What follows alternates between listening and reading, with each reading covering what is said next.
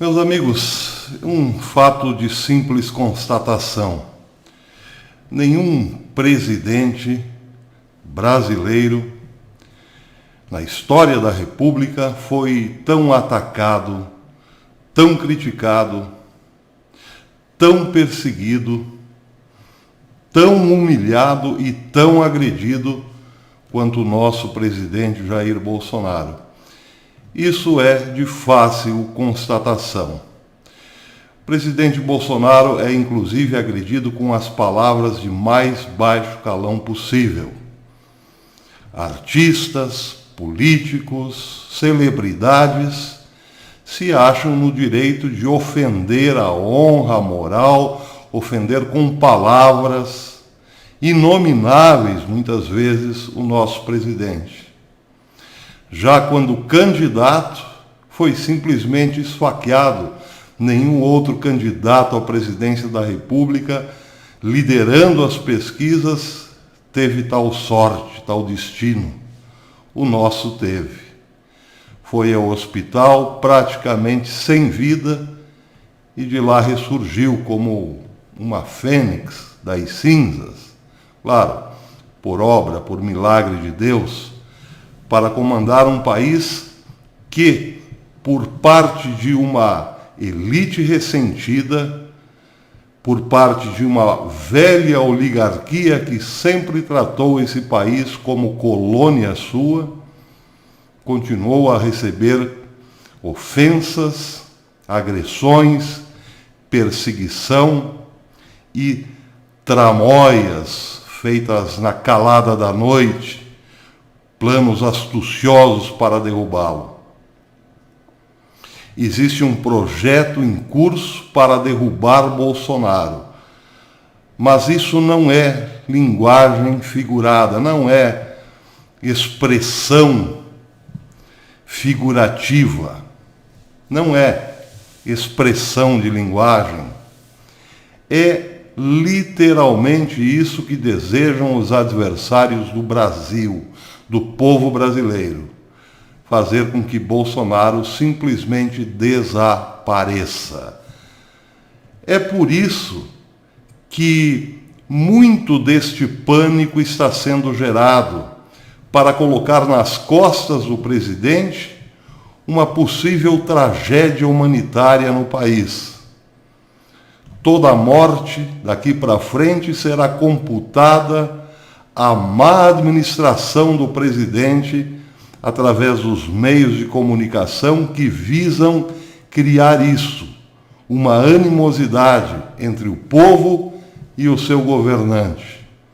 Porque na tática dos golpistas, a ordem é prender o povo em casa, para que quando chegue o inverno, este povo, sem ter anticorpos, acabe se tornando vítima tão frágil quanto os velhinhos europeus, principalmente italianos, que receberam o coronavírus no inverno sem a mais mínima defesa.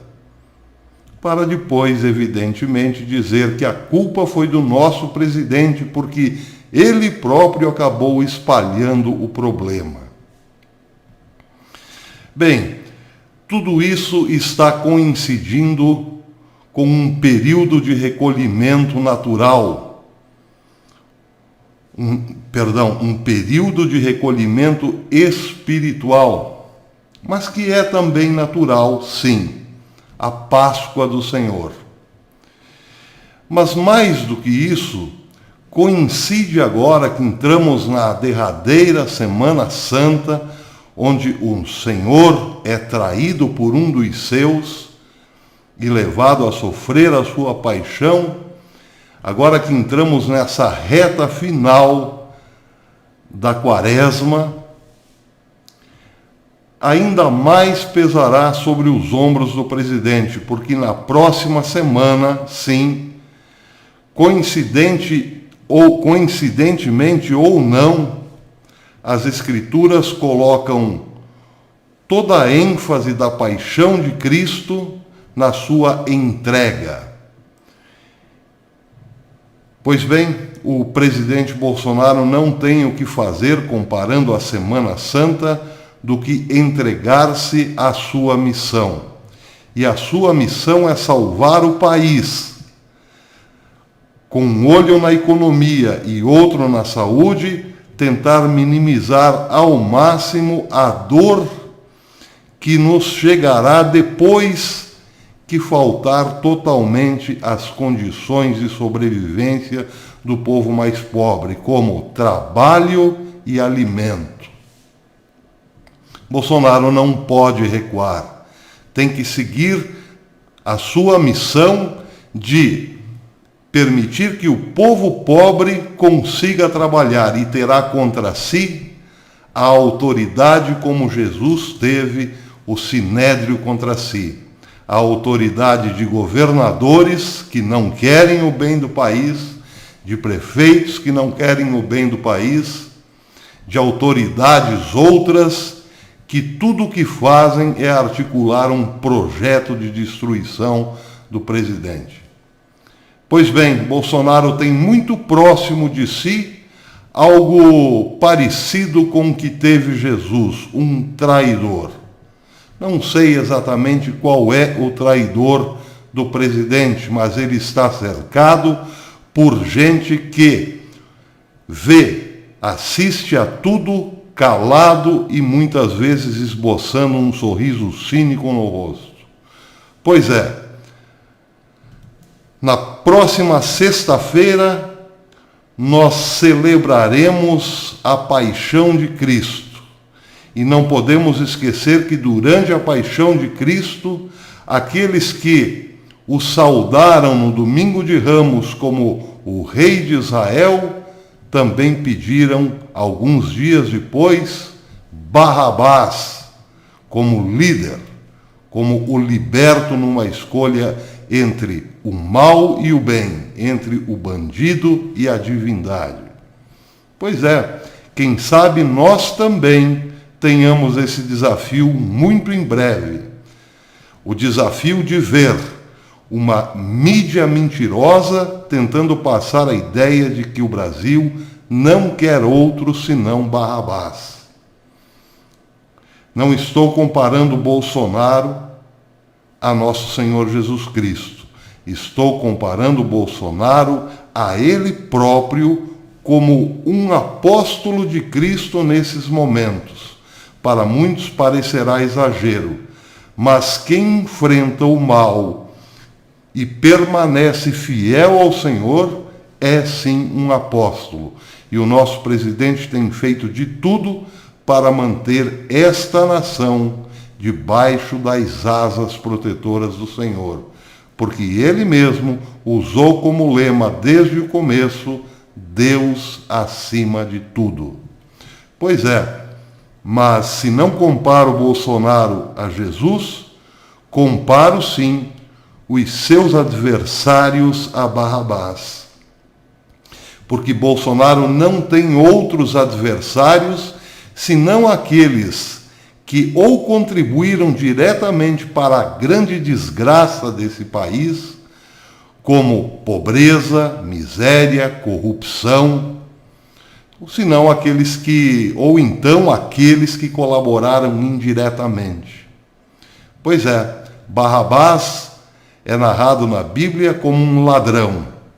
E aqui nós temos hoje muitos parecidos ou assemelhados ao ladrão narrado na Bíblia.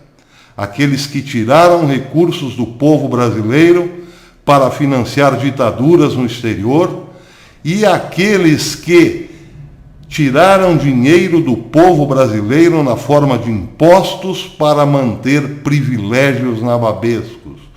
Todos esses se oferecem agora como substitutos de Bolsonaro. Nunca, jamais pensaram no povo de forma patriótica e amorosa, mas agora se apresentam como salvadores da pátria, colocando o povo preso, praticamente preso, encarcerado em suas casas e libertando bandidos. Que o povo entenda que nós estamos caminhando sem demora, para um momento terrível em que podemos ver o nosso presidente, eleito pelo povo e salvo por Deus, sendo substituído por um bandido da estirpe de Barrabás. Esse é um risco seríssimo que corremos, porque se esta nação, se este povo se deixar levar por outro engodo, um engodo chamado Barrabás, pois bem, o sangue do justo cairá sobre nós. E aí, meus amigos, ninguém poderá nos socorrer do nosso fatídico destino. O povo tem obrigação de sustentar este governo com o apoio corajoso que nos tem faltado até agora. Sim, muitos dirão, fomos para as ruas, inclusive nos momentos mais difíceis, quando o coronavírus já estava aí. Foi pouco, porque quando vamos às ruas, voltamos rapidinho para casa para ver se fomos filmados pela Globo.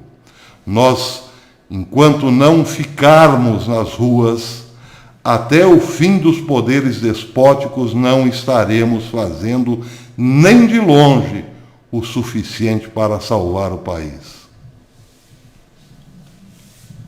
Até depois.